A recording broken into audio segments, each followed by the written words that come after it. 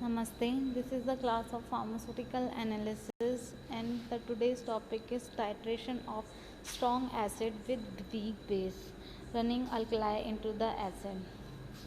Suppose our analyte is hydrochloric acid, which is strong acid, and the titrant is ammonia, which is a weak base. If we start plotting the pH of the analyte against the volume of NH3 that we are adding from the burette, we will get a titrant curve as shown in the below figure. You can see first side is pH of the analyte solution and second side is volume of titrant added, and now you can find the equivalent point here. So in the burette ammonium is added, and in the conical flask acid is used. Titration curve of a strong acid Titration curve of a strong acid with a weak base. Point 1.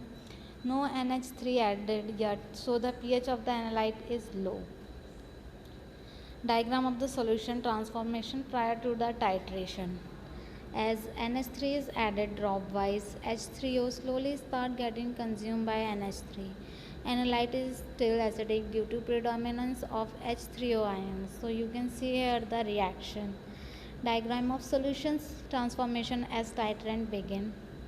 Point 2. This is the pH record at a time point just before complete neutralization take place. Point 3. This is an equivalent point. At this point, mole of NH3 added equal to mole of HCl in the analyte. The H3O ions are completely neutralized by NH3, but again do not spot a difference here. In this case of weak base versus a strong acid, the pH is not neutral at the equivalent point. The solution is in fact acidic. The pH is 5.5 at the equivalent point. Let's rationalize this.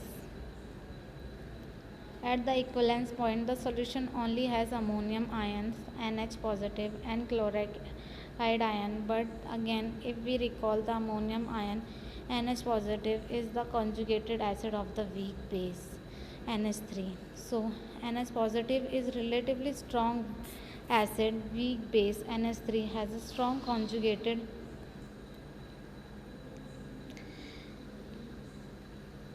So the H3O ions are completely neutralized by NH3, but again do not support a difference here. So for this, you can see here the NH4 plus H2O and NH3 H3O.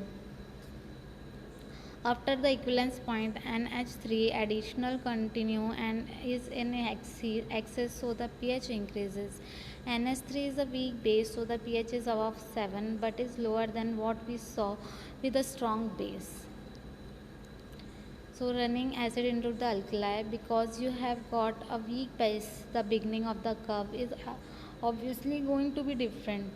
However, once you have got an excess of acid, the curve is essentially the same as before. Because pure ammonium chloride is not neutral, however, the equivalence point still falls on the steepest bit of the curve. That will turn out to be important in choosing a suitable indicator for the titration. Hope you will like the video. For any query, you can comment below. Thank you.